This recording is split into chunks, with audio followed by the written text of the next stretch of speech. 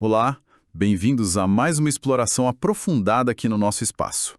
Hoje, a gente vai mergulhar num material bem didático, sabe? Sobre os fundamentos da terapia cognitivo-comportamental, a TCC. É uma abordagem que está super em alta, né? E o nosso objetivo aqui é extrair as ideias-chave, os conceitos principais que essas fontes trazem. Para organizar a conversa, vamos pensar em três partes, tá? Primeiro, as origens, a história, né? E as influências que formaram a TCC.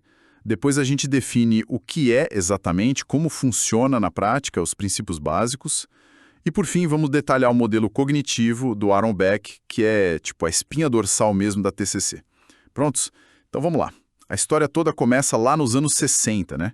Com Aaron Beck. Ele era psiquiatra, psicanalista, e trabalhando com pacientes com depressão, ele começou a notar uma coisa bem curiosa. Um padrão. Os pensamentos dessas pessoas eram assim, quase sempre negativos. E surgiam meio do nada, sabe? Automáticos, ele chamou.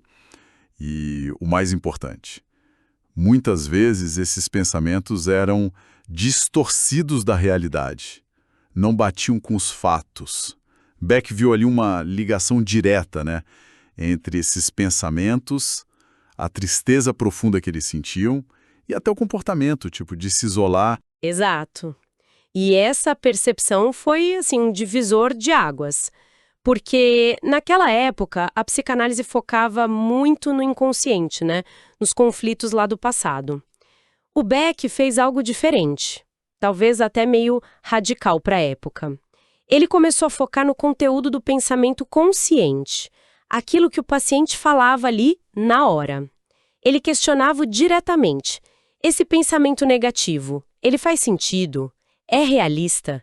E foi dessa prática clínica, desse foco no aqui e agora do pensar, que nasceu a terapia cognitiva, que depois, claro, incorporou técnicas comportamentais e virou a TCC que a gente conhece hoje. Uma abordagem, assim, bem mais direita. Nossa, que mudança de perspectiva, né? E isso não surgiu do nada, isolado. O material que a gente viu mostra que teve várias influências importantes, certo? Com certeza, não foi uma coisa isolada. Tem um filósofo estoico, o Epiteto, lá da Grécia Antiga, com aquela frase famosa: não são os fatos que nos perturbam, mas a interpretação que a gente faz deles.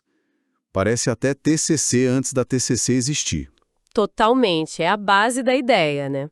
Aí tem o Alfred Adler, um psicólogo que já falava da importância das metas de vida, das crenças que a gente tem, e, claro, o Albert Ellis, um pioneiro com a terapia racional emotiva comportamental, a TREC.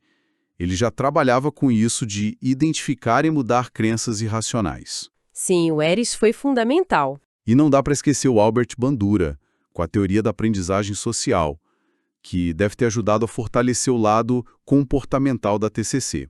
É muito interessante ver como o Beck conseguiu, juntar essas peças todas, da filosofia, de outras linhas da psicologia, e criar algo novo. Sim, essa mistura de ideias antigas e teorias mais recentes criou uma base muito, muito sólida, prática e teórica. E foi isso que permitiu que a TCC crescesse tanto, né? Começou com depressão, ansiedade, mas hoje, nossa, as aplicações são enormes. A gente vê a TCC sendo usada em hospital, ajudando o paciente com doença crônica a lidar com o lado emocional, sabe? Faz E na sentido. escola também, com um programa para desenvolver habilidade social em criança, adolescente, e até no sistema prisional, como o material cita. Aquele exemplo dos programas em prisões que usaram TCC e conseguiram diminuir a reincidência é muito forte, né? Nossa, muito. E isso mostra o impacto social que essa mudança no jeito de pensar pode ter. Pode mudar escolhas, pode mudar a vida da pessoa, de verdade. Mudar o pensamento pode abrir outras portas. Então tá, vamos definir a TCC, o que ela é na essência. O material traz uma definição bem direta, né?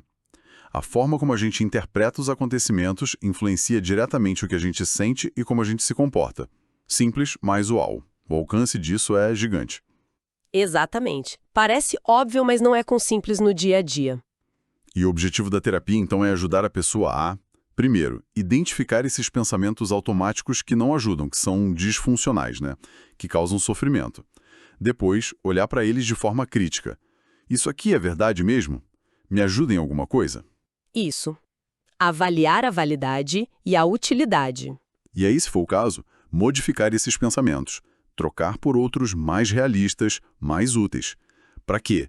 Para mudar a emoção e o comportamento também. E a base por trás disso é a ideia de que muitos problemas emocionais e até dificuldades do dia a dia vêm de erros no nosso jeito de processar a informação. O nosso cérebro usa atalhos, né, para pensar rápido. Só que às vezes esses atalhos atrapalham. Na TCC a gente chama alguns desses atalhos problemáticos de distorções cognitivas. São tipo filtros que distorcem a realidade sem a gente perceber. Ah, tipo aquelas listas de distorções. Catastrofização. Isso, catastrofização, sempre esperar o pior, leitura mental, achar que sabe o que o outro está pensando, e geralmente é algo ruim, né? Aham. A TCC dá ferramentas para a pessoa começar a sacar esses padrões. Opa, olha eu aqui de novo achando que sei o que ele está pensando. E aí tentar mudar, buscar uma forma mais equilibrada de ver a coisa. É quase como aprender a ser mais consciente desse processo de interpretação que acontece o tempo todo na nossa cabeça. Umas características que diferenciam a TCC, né? Tipo, geralmente é uma terapia mais breve, mais estruturada. Sim, muitas vezes tem um número de sessões mais ou menos definido, embora com flexibilidade, claro. Isso pode ser interessante para quem busca algo mais focado. E é bem colaborativa, né? Terapeuta e paciente como uma dupla. Totalmente. É uma parceria. Definem metas juntos, investigam os pensamentos, planejam experimentos para testar novas formas de agir. O paciente é super ativo no processo. E tem aquele componente educativo forte. A ideia é ensinar a pessoa a usar as técnicas sozinha depois, né? Para ser meio que seu próprio terapeuta. Exato. É um processo de capacitação para que os resultados durem a longo prazo. E essa aplicação prática hoje vai muito, muito além dos transtornos clássicos, sabe? Ansiedade, depressão, pânico, que foram onde tudo começou. A gente sabe que a TCC ajuda demais com questões do dia a dia que pegam muita gente. Tipo o quê, por exemplo?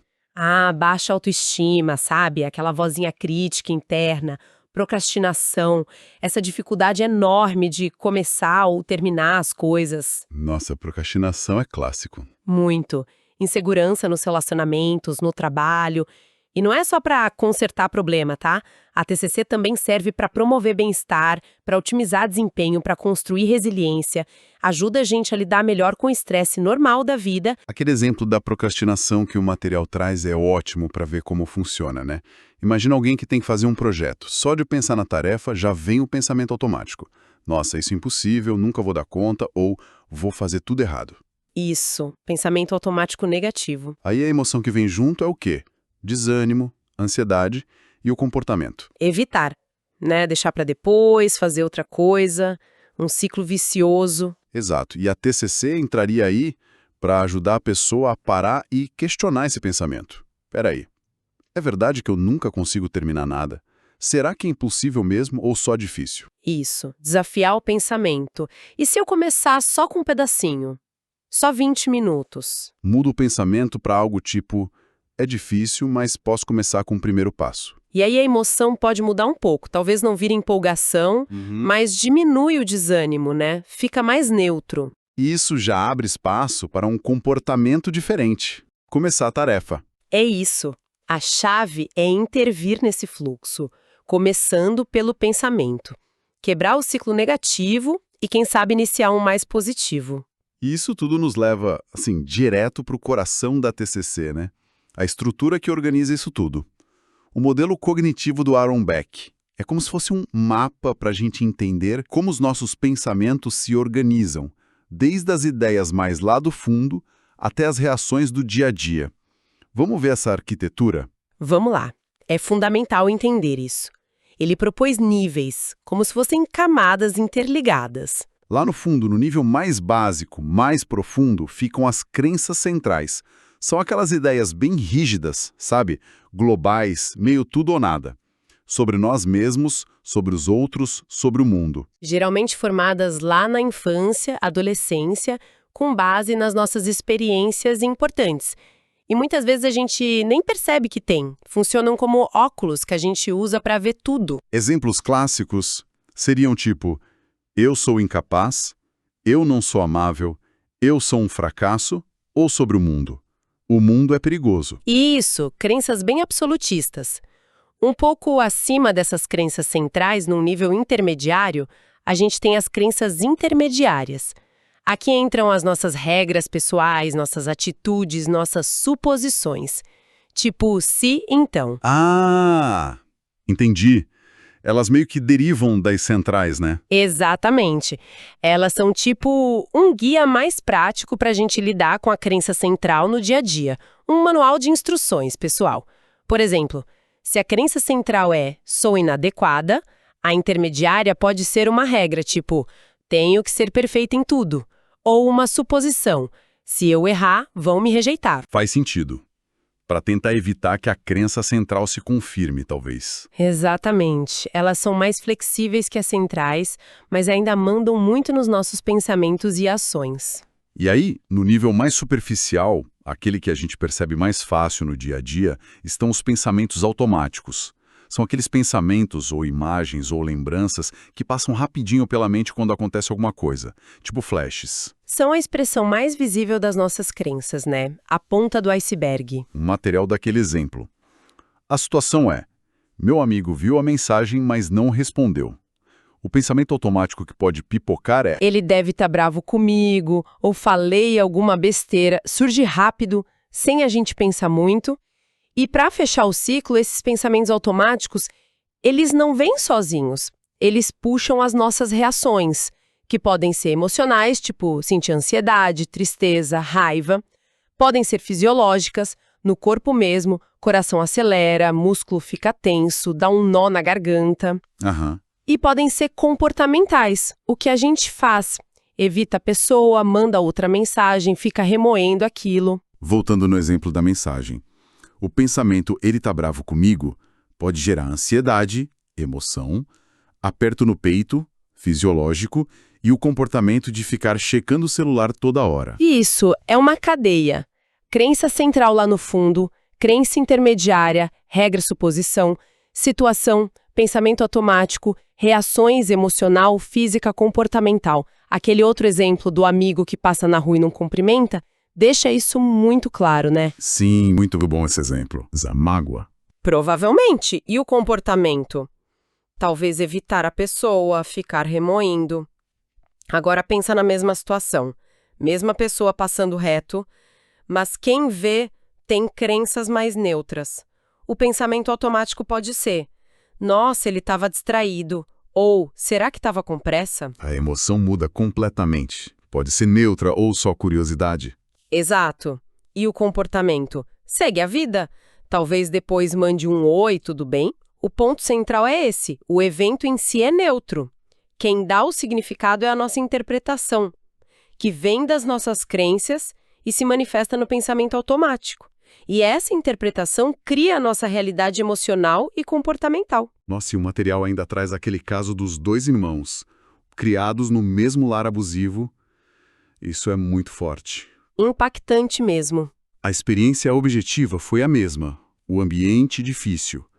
Mas cada um construiu uma crença central diferente a partir daquilo. Um internalizou algo tipo: o mundo é cruel, preciso ser agressivo para sobreviver. E isso levou ele para um caminho complicado, de conflitos. Já o outro irmão, vivendo a mesma dor, criou uma crença tipo: não quero ser assim, não quero repetir essa história. E essa crença o motivou a buscar o oposto. Cuidar da família, ser diferente do pai.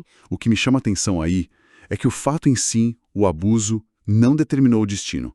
Foi a interpretação, o significado que cada um deu, a crença que se formou. Isso direcionou tudo. Mostrou o poder da nossa narrativa interna, né? Exatamente. É o poder da cognição moldando a vida. E é aí, justamente aí, que entra o objetivo principal da TCC dentro desse modelo. O primeiro passo é sempre ajudar a pessoa a ficar consciente desses pensamentos automáticos, aprender a pescar eles na hora que acontecem. Aumentar a consciência. Isso. Depois, junto com o terapeuta, investigar Quais crenças intermediárias, quais regras, quais suposições estão por trás desses pensamentos? E mais fundo ainda, quais crenças centrais sustentam tudo isso, como se fossem as raízes? Entendi. Ir cavando os níveis. E aí vem o motor da mudança, questionar. Questionar a validade, a utilidade desses pensamentos e crenças. Isso é 100% verdade sempre? Tem prova contra? Manter essa crença me ajuda ou me atrapalha a viver como eu quero? É um trabalho ativo de questionamento. Muito ativo. E a partir daí, a gente trabalha para desenvolver, praticar e fortalecer outras formas de interpretar as coisas. Formas mais realistas, mais equilibradas, mais saudáveis. A TCC, no fundo, dá ferramentas para a pessoa reescrever aos poucos a própria história interna, mudando não só o pensamento do momento, mas, com o tempo, até as crenças mais profundas. É um processo de transformação de dentro para fora. Então, para a gente fechar essa nossa análise do material sobre os fundamentos da TCC, a gente viu as origens lá com o Beck, né? Aquela sacada dele sobre os pensamentos na depressão. Passamos pelo princípio-chave que liga pensamento, sentimento e comportamento e mergulhamos na arquitetura do modelo cognitivo, crenças centrais, intermediárias, pensamentos automáticos e as reações. Isso. O que fica para mim é o retrato de uma terapia bem focada, muito prática, que valoriza essa parceria entre terapeuta e paciente e que busca dar ferramentas concretas, né? Para quem quer entender melhor a própria mente e achar caminhos para mudar o que está causando sofrimento. E para finalizar, eu queria deixar uma reflexão no ar, pensando em tudo isso que a gente conversou e naquela sugestão prática do material, de identificar pensamentos automáticos e buscar alternativas. Isso me faz pensar, se a nossa interpretação tem um poder tão grande assim sobre como a gente se sente e age, como os exemplos mostraram tão bem, será que o ato consciente, deliberado, de escolher reavaliar um pensamento negativo, mesmo que no começo pareça meio forçado, sabe? Meio artificial, não totalmente sentido? Interessante. Será que esse esforço, com a prática, com a repetição, pode começar a mudar não só o pensamento daquele momento, mas aos poucos enfraquecendo as regras disfuncionais, talvez até flexibilizando aquelas crenças centrais mais duras que a gente tem sobre nós mesmos e o mundo?